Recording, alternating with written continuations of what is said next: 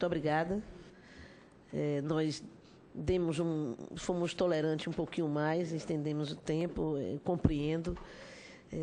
Teremos a mesma tolerância com os demais, mas vamos tentar manter aí entre 15 e 17 minutos para que a gente tenha condição de permitir que todos possam fazer exposição.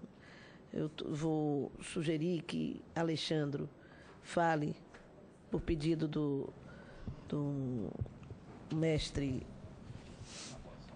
Tabosa, solicitou que ele possa ficar por último.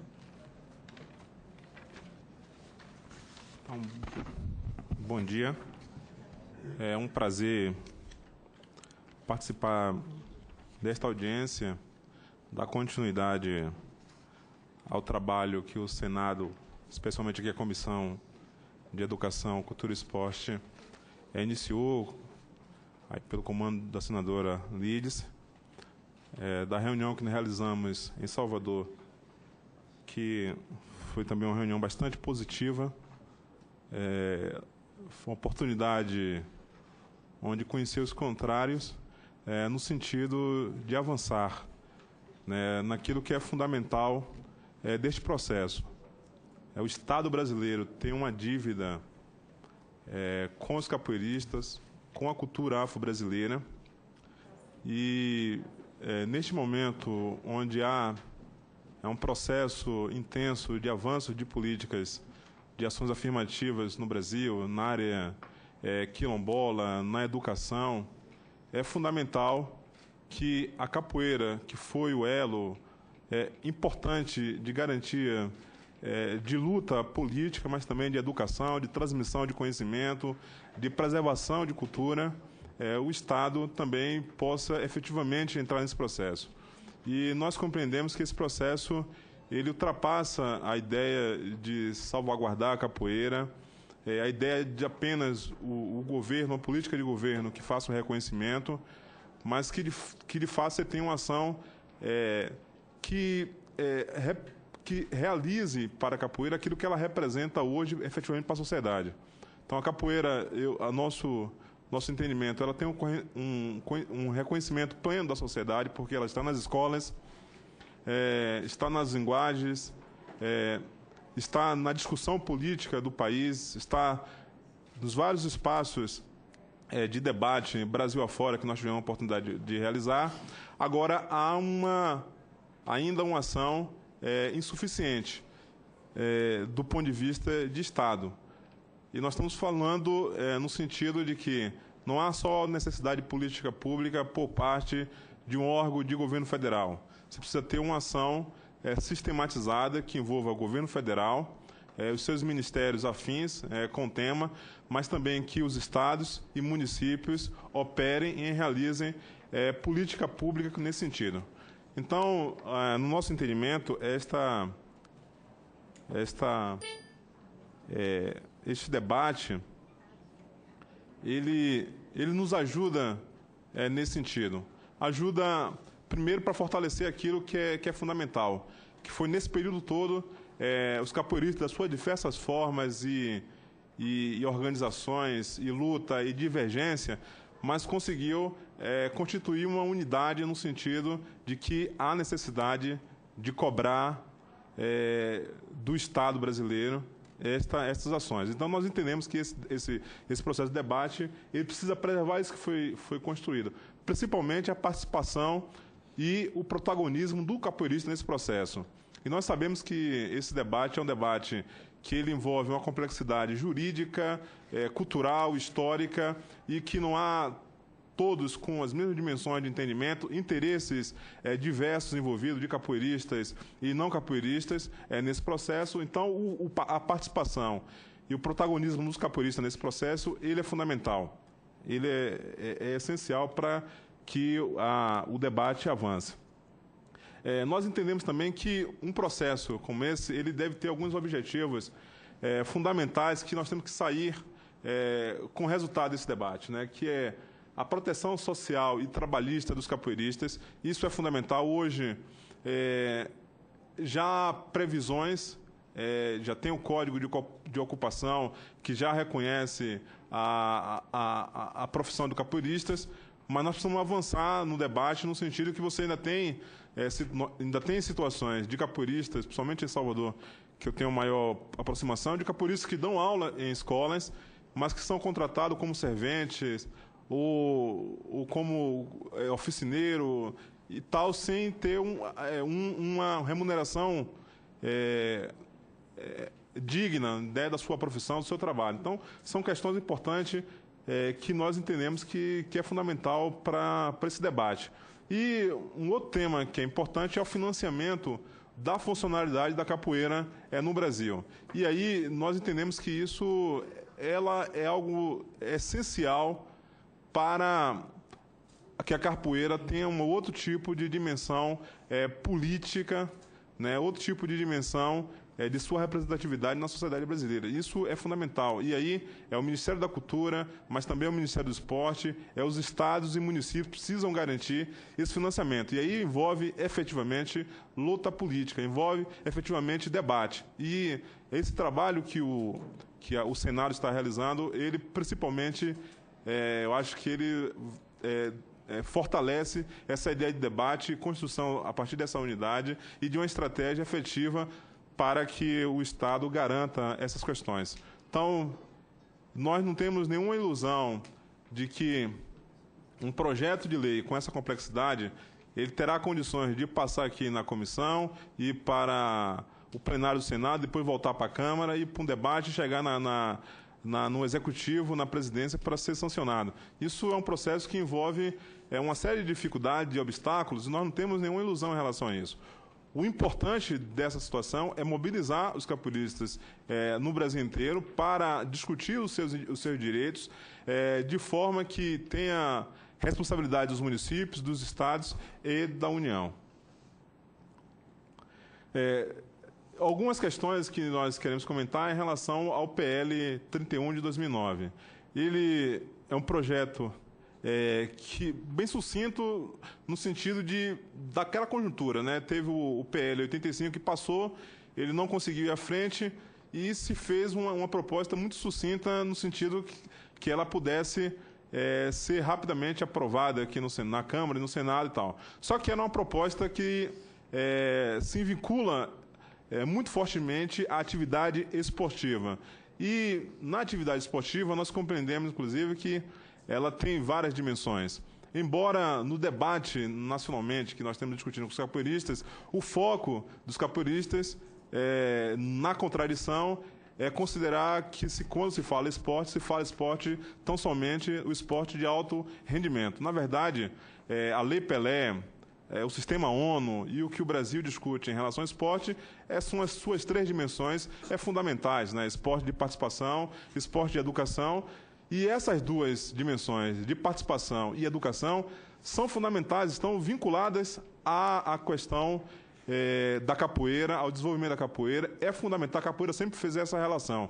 E aí vem o debate de financiamento. Por exemplo, a lei Agnello Piva, que regulamenta, né, que trata da distribuição de recursos dos jogos e prognósticos para o desenvolvimento do esporte, até 2013, ela tinha uma diretriz que era a distribuição tão somente através do COB, e o COB tinha a sua hierarquia de distribuição desse recurso.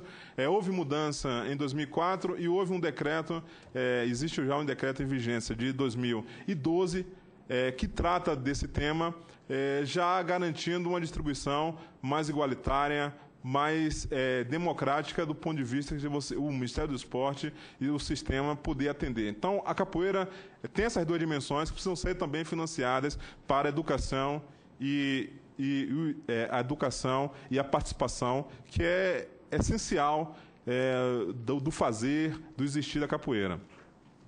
Uma outra questão que nós entendemos complicada no PL 31 é o foco na ideia do atleta profissional. Aí, essa é uma dimensão que ela realmente tem um conflito muito forte com o que é a realidade da capoeira, porque ela tem um foco no atleta, isso trabalhando, evidentemente, com a concepção de alto rendimento. Esse tipo de andamento, nós da Fundação Palmares não temos acordo em relação a isso. Isso é equivocado, é um prejuízo para o fazer da capoeira e nós temos que mudar o debate em relação a isso. Agora, o que é interessante quando se aparece? Isso aparece porque não é só um parlamentar ou o Congresso que estabeleceu isso. Isso também tem as forças políticas da própria capoeira, e nós não podemos desreconhecer isso, não fazer vistas grossas. Há na capoeira também esse movimento interno da capoeira e que precisa ser também respeitado, precisa ser observado, no sentido, inclusive, de fazer valer aquilo que é mais importante, que mais unifica e que mais fortalece a identidade da capoeira. E nós, na nossa discussão de sugestão, nós começamos a fazer o debate, discutindo com várias personalidades da capoeira, com pessoas que estão efetivamente envolvidas nessa discussão em vários estados do Brasil. E o que nós verificamos, senadora, como algo importante desse tema, são algumas questões fundamentais para tratar se nós vamos caminhar, que eu acho que a CBC fez uma fala aqui muito importante, no sentido que você já tem uma lei que trata desse tema, que precisa ser regulamentada, que é a lei 12.288, que é o Estatuto da Igualdade Racial, que já trata dessa temática, precisa ser regulamentada.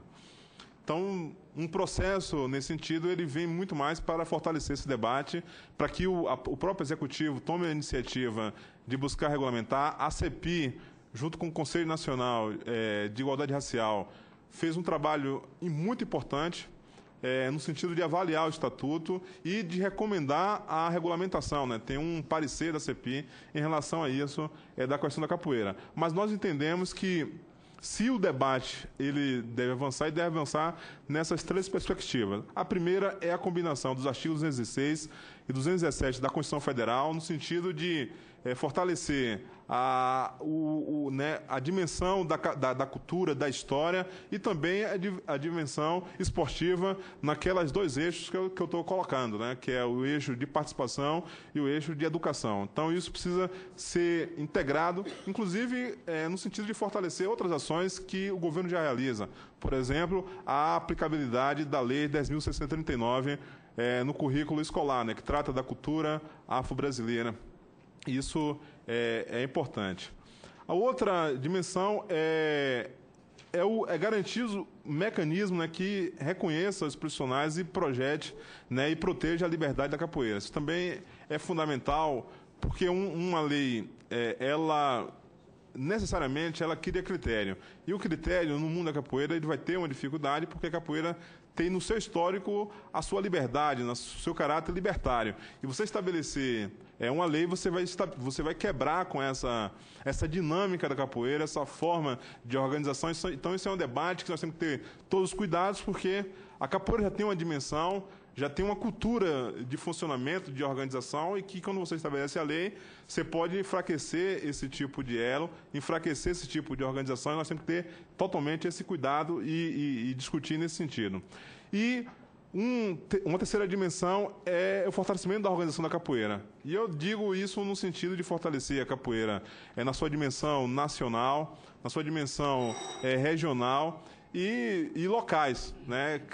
São grupos de capoeira que atuam no bairro, na comunidade, mas que precisa de apoio e não tem um apoio efetivo, porque ora o município diz que você precisa de um documento de estatuto, precisa disso, precisa daquilo outro, e não garante efetivamente o apoio para aquele trabalho que é fundamental. Não só o trabalho que às vezes é reportar a capoeira de busca e resgate do jovem, do adolescente que está em situação de violência, de vulnerabilidade social, mas um outro tipo de contribuição que a capoeira dá, que é a capacidade de criativa, de formação, de organização comunitária, que isso é essencial na capoeira em várias comunidades Brasil afora. E a segunda dimensão que nós entendemos importante é a ampliação desse processo de consulta. Então, essa reunião aqui, ela é muito importante, né? Ela tem uma divulgação para o mundo da capoeira, mas nós sabemos que há necessidade de outros estados se pronunciarem. Eu fui no Amapá, tem uma capoeira, está organizada, precisa se pronunciar, precisa ver a Paraíba e vários outros estados, Acre, estados do norte do país, que muitas vezes não participam efetivamente desse debate, ele acaba sendo concentrado em Bahia, Rio, Pernambuco, São Paulo e Minas. E nós precisamos ter outros estados que também apresentem sua visão, apresentem a sua contribuição sobre esse processo. Então, nós temos que garantir, e o Senado hoje tem formas já avançadas, né, de fazer essas consultas por telefone, pela própria comunidade, se pronunciar, enviar informações eletrônicas. Então, isso eu acho que é o fundamental. Nós precisamos garantir nesse processo que os capoeiristas do Brasil tenham as condições de participação e protagonismo nesse processo, naquilo que é fundamental do fortalecimento e organização da capoeira no Brasil. Obrigado, muito axé, enguzo e boa sorte para todos nós.